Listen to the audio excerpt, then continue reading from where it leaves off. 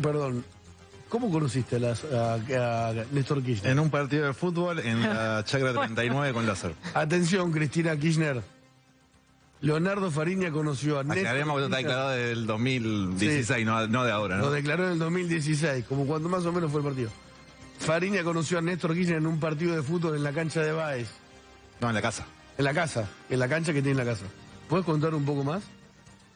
Un partido estaba Martín también, fue un partido y un asado después. ¿Y cómo juega Kirchner al fútbol? Lo jugaba, perdón. Como gobernaba. ¿Eh? Como gobernaba. Eso ya es una opinión que me excede. Digamos que el partido lo perdió 2-0 y lo cortó. Con eso te digo todo. Perdía 2-0 Kirchner y lo cortó. Terminó el partido. Ajá. O sea, Kirchner iba a la casa de Baez. Está declarado por Fariña en el 2016. No, está declarado por... Y Baez. Entre otras personas, entre Leandro Baez. Claro. El hijo. Y después están las fotos de los Kirchner en el mausoleo. Esa foto, ahí estaba el jet, como yo siempre digo, tenía 3. Baez, Messi tiene 1. Ellos están riendo toda la familia Kirchner, con todo respeto, en el mausoleo. A ver, Leo Fariña tuvo la valentía, porque él estuvo preso, trabajó para Lázaro Báez y después tuvo la valentía de ser arrepentido.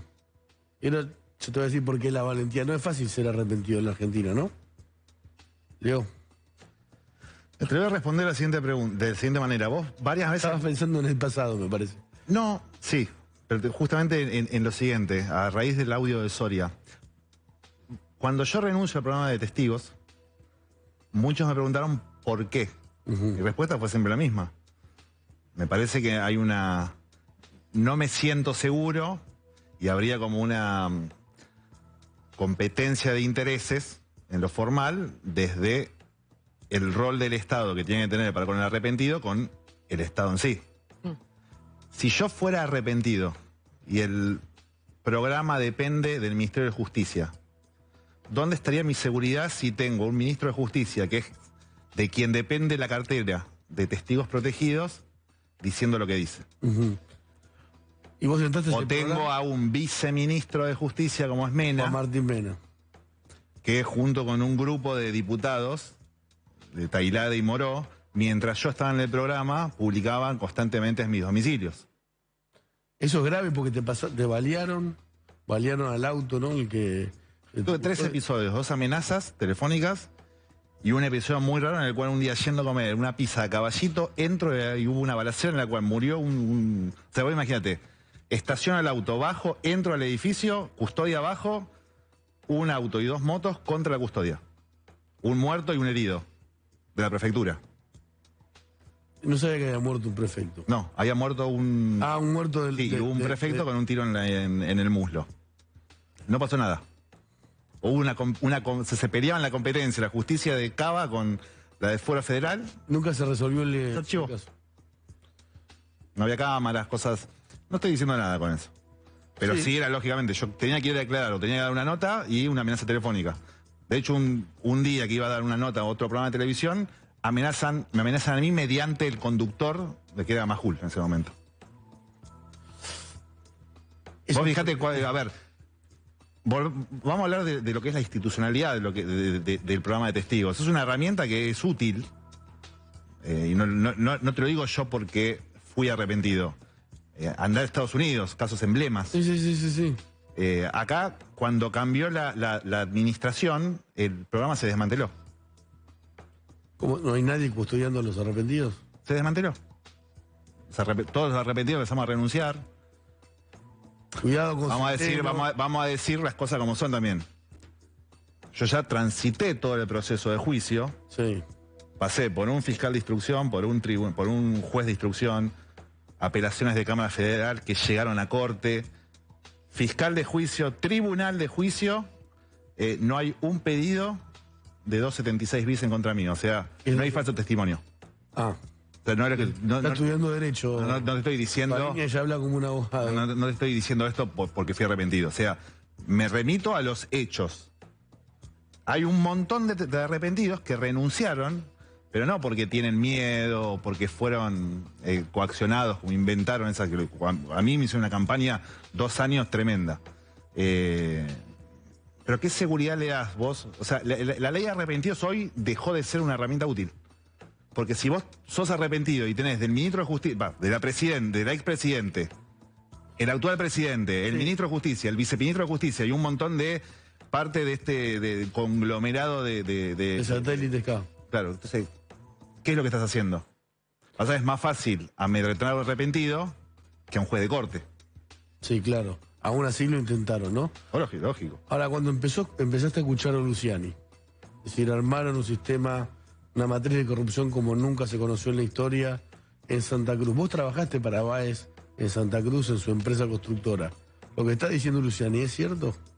Es mucho más de lo que yo sabía y inclusive de lo que me imaginaba. Yo cuando vi los chats de López,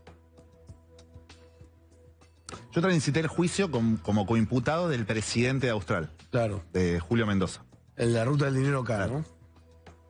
Vos veías la defensa de Mendoza y lees la sentencia en cuanto al grado de construcciones. En cuanto al grado de participación, y vos decís, bueno, pará, esto debería haber sido al revés.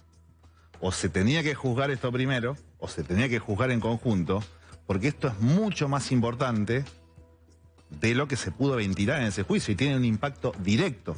Ahora, en la ruta del dinero acá y vos ayudaste a contar y se conoció muchísimo, tanto que fueron condenados, ¿no? Sí, pasa que tuvo una particularidad. Toda la trama de... Como había un desfasaje entre estos dos juicios, la parte que tiene que ver con lo de la obra pública no se ahondó en detalle. Claro. Las pruebas que hubo en la ruta del dinero acá con respecto a la obra pública fueron 2. Mi indagatoria como colaborador y el testimonio de Iguacel.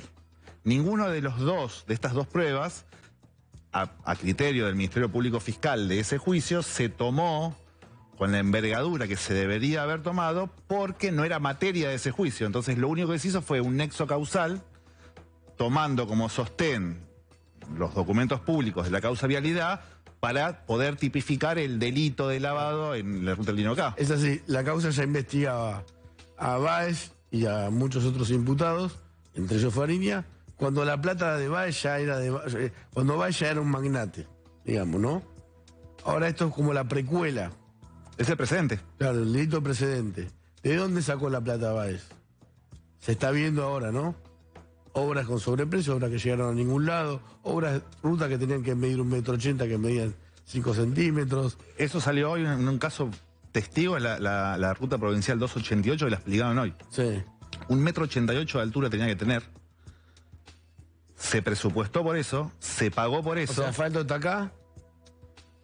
Citando lo que dijo el fiscal, yo mido un poquito más de 1,80 m. Tenía así. Si vos ponés la ruta y yo me paro, la ruta me tendría que llegar unos 5 centímetros de acá en altura. ¿Sí? No llegaba a 10 centímetros la altura al momento de medirla. Increíble. Pero se pagó por eso. Y se presupuestó por eso. Ahora seguimos hablando. Lucía tiene información de esto. Sí, les quería mostrar esa ruta que ahí les voy a mandar la foto en 2 segundos. Esa ruta porque es muy impresionante. Es muy impresionante la diferencia que hay en esa ruta, en lo que se debería haber hecho y lo que realmente se hizo. Lo que dijo hoy el fiscal Diego Luciani es que fue un modus operandi. Se armó un sistema administrativo que funcionaba a la perfección, que empezaba con Lázaro Báez ofertando incluso antes de que la licitación sea pública. Después, la comisión de preadjudicación que tenía la responsabilidad de elegir la mejor oferta para que los fondos públicos vayan al lugar que corresponde y en este caso la provincia de Santa Cruz tenga los caminos necesarios para tener una mejor conectividad. Esa comisión que tenía que evaluar proyectos complejos, de un costo elevadísimo, ¿sabés en cuánto tiempo se expedía? El día antes de que se presente Báez. 2 días antes de que Lázaro Báez haga la oferta ya le preadjudicaban la obra. A veces se pronunciaba a las horas de haber hecho la oferta y a veces se pronunciaba sin haber conocido cuál había sido la oferta de Lázaro Báez. Ahora seguimos con Farina, pero te quiero preguntar una cosa como santacruceña. A ver. ¿Qué sentís vos cuando toda esa infraestructura no está en tu provincia? Bueno, pienso mucho en esta ruta no solo en la 1288, sino en la Ruta Nacional número 3, porque es el corredor vial que conecta todo el país, pero conecta sobre todo en la provincia de Santa Cruz, una zona que es el corazón de la provincia, que es su actividad petrolera. Al norte de la provincia de Santa Cruz y al sur de Chubut está el Golfo San Jorge, que los une a estas dos provincias en su extracción hidrocarburífera. Son el corazón de las dos provincias. Tenían que tener una ruta, una autovía que los conectara. Una ruta que Lázaro Báez tuvo 15 años en sus manos. ¿Sabés cuánto avanzó esa ruta? Que conecta dos provincias, que conecta un conector de producción indispensable para las dos provincias. Vos ibas con tu viejo y te decía, vamos a Chubut. No, y había que pasar por esa ruta. Una ruta que... Era de ripio. No, y además una traza que nunca se terminó, que generó que se haga un camino alternativo y eso produjo muchísimos accidentes automovilísticos. Cuando el gobierno de Mauricio Macri le rescinde a Lázaro Báez esa obra que tuvo durante 15 años en sus manos, el avance promedio era del 36%, pero el sobreprecio calculado era del 317%.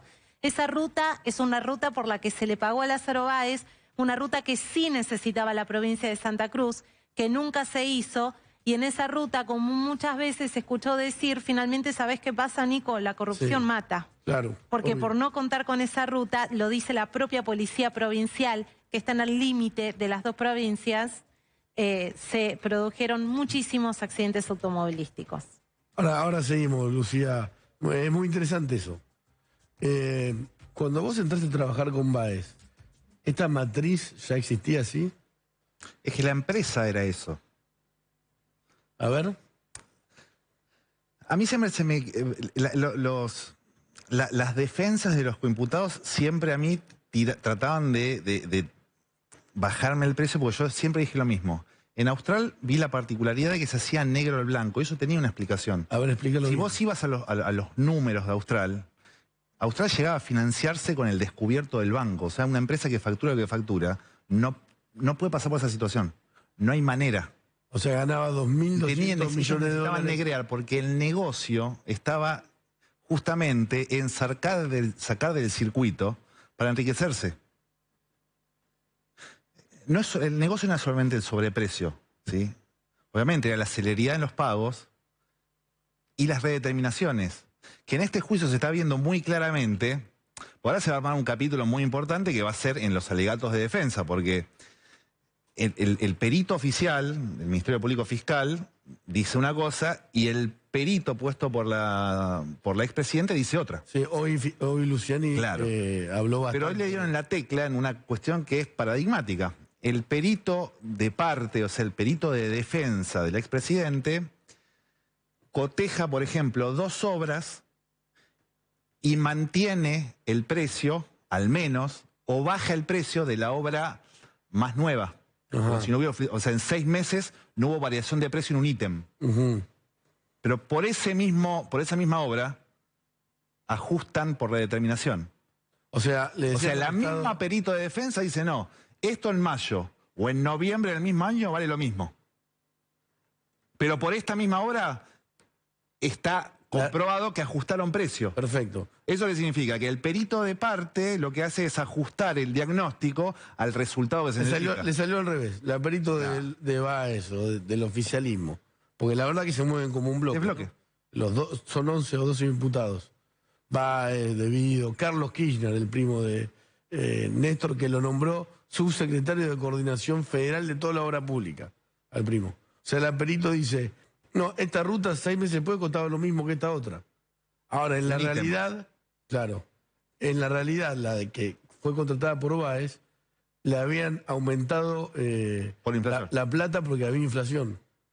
Y entonces se confundió el perito tratando de defenderlo, lo termina hundiendo. Ahora, hay cosas, mira, yo aprendí lamentablemente tuve que aprender a las piñas un montón de cosas. Entre ellos, cómo son las defensas penales. Cuando vos te quedás sin un argumento penal para defender un injusto que te están reprochando, vos tenés que ir a otro método de defensa. No está ni bien ni mal. Al partido de fútbol. Está bien, el partido de fútbol es la verdad, más que una defensa, es bizarro. Ya para hacer eso no lo hago. ¿Sí? Pero en el caso que cuando un delito vos lo analizás con el número, es mucho más difícil. Una situación así es incontrastable con la realidad. Entonces, ¿dónde venís? Es todo lo bufer. Los arrepentidos somos guionados o coachados o comprados. Los fiscales juegan al fútbol. Sí. Los jueces juegan al tenis, no sé, lo que sea. ¿Cómo es el tema? Entonces yo acá encuentro una cuestión que me gusta hacer la comparación. Si vos tenés un juez o un fiscal que juega al fútbol en la quinta de un expresidente, si una presidente en función recibe al mayor contratista de obra pública, que es consorte de causa en esta causa, y a su vez esa persona es recibida por José López y en los registros de entrada está la entrada pero no la salida. En Olivos. ¿Cómo? No, en el Ministerio de Obras Públicas. Ah. ¿Cómo es el tema? Claro. Si corre para ella, corre para todos. Sí, no, lo que dice en Twitter, la situación de ellos. Si yo me manejo con esa lógica, si yo fuera juez, vos no hiciste Lázaro nada. Báez, ¿qué? Pena de muerte. Pero vos no hiciste, o no, o al revés, no hiciste nada. Porque estuviste, no sé, en la casa o trabajando para Báez. Bueno. Porque para Cristina todo esto no existió. Ella sabe que existe. No, sí, cosa que, no, según la defensa, sí, porque supuestamente, ¿cómo fue la frase de López que fue lo peor que le pasó en la vida? La única persecución. Cuando me enteré, cuando vi lo de López, los bolsos, fue el hombre que más odié en mi vida. Es que ahí hay un tema que hay que tener bien en claro, es que enhorabuena o en mala suerte, un proceso penal lo que hace es dictar una sentencia en base a hechos. Hay que reconstruir. Exactamente. Esto fue infraganti. Claro, pero acá este juicio, en mi manera de verlo, siempre lo vi de que es una matriz en el cual hay construcciones de hechos que son fácilmente demostrables, pero después hay una construcción que tiene que ver con la convicción que tenga el fiscal y que tenga el juez al momento de asociar. Que no es el sentido común. O sea, las sentencias se basan en hechos y en cierta manera en inferencias en base a indicios que son cuasi probatorios. ¿Sí? En este caso, la lógica que yo aplicaría es, si a López lo encontraste, que era el segundo de un ministro de planificación, lo encontraste con bolsos con 9 millones de dólares. Una cámara de video, no es un invento. Sí, todo lo vimos. ¿Sí? Las armas son anecdóticas, te diría ya, pero hay 9 millones de dólares. Esos 9 millones de dólares, ¿de qué eran? De su función como funcionario, o sea, de su labor como funcionario público. Ella pudo sostener lo otro. No, pero vamos no sabía nada. Vamos de lo poquito, de lo chico a de lo particular a lo general. Si un secretario de Obras Públicas tiene 9 millones de dólares, ¿cuánto tiene el jefe? ¿Quién era el jefe? El ministro de Planificación, él era el segundo.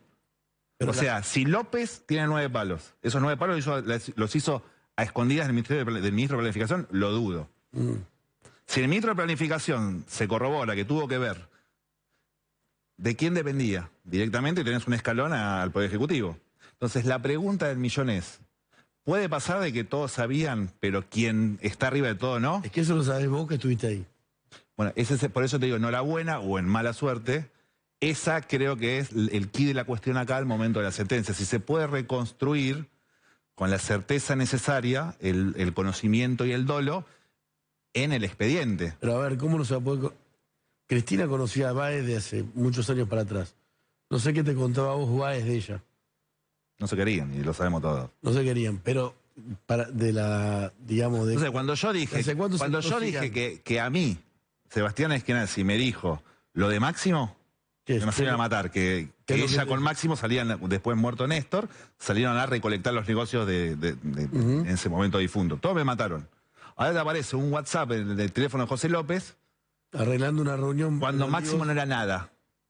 Sí, muerto Kirchner. Claro. La jefa de Austral Construcciones parece ser Cristina. Yo era un mentiroso hasta ese momento, ¿no? Siempre era que me pegaban. Con esto que dicen ahora. Vos habías contado que Báez se reunió con Cristina. Claro. Eso fue lo de Coso, lo de la embajada, con el tema de los dólares. Claro, que ella le dijo, me enteré por la embajada de Estados Unidos que está sacando plata afuera, y se enojó. Y no hizo la denuncia. Mirá, recién vos estabas hablando de los números de Báez. Cuando empezó el juicio, las declaraciones juradas de Báez no superaban los 66 millones de pesos netos. La ruta del dinero cada vez. La ruta del dinero. Con el pasar del tiempo, el Tribunal de Tasación de la Nación corroboró que solamente en bienes inmuebles y vehículos de las empresas y demás, tenía 205 millones de dólares. Hoy 205 millones de dólares son cerca de 59.500 millones de pesos. Sin contar, por ejemplo, los 55 millones de dólares que se corroboraron que pasaron por Europa. La ruta del dinero. Los 5 millones de dólares que se pagaron del campo de Mendoza. Los 3,5 millones de euros que yo pagué por la financiera SGI. ¿Cómo te da ese margen de ganancia si sos un empresario de obra pública? Porque encima, hoy, yo tengo una expectativa muy personal con este juicio, la verdad. Porque en cierta manera se tome en cuenta o no se tome en cuenta o se termine de valorar como yo creo que se tiene que valorar mi aporte, a mí me costó un montón de mi tranquilidad y de mi vida todo esto. Obviamente, yo hago mi mea culpa, yo soy responsable absolutamente de todos mis actos. Pero también quiero tener reconocimiento cuando hago las cosas bien.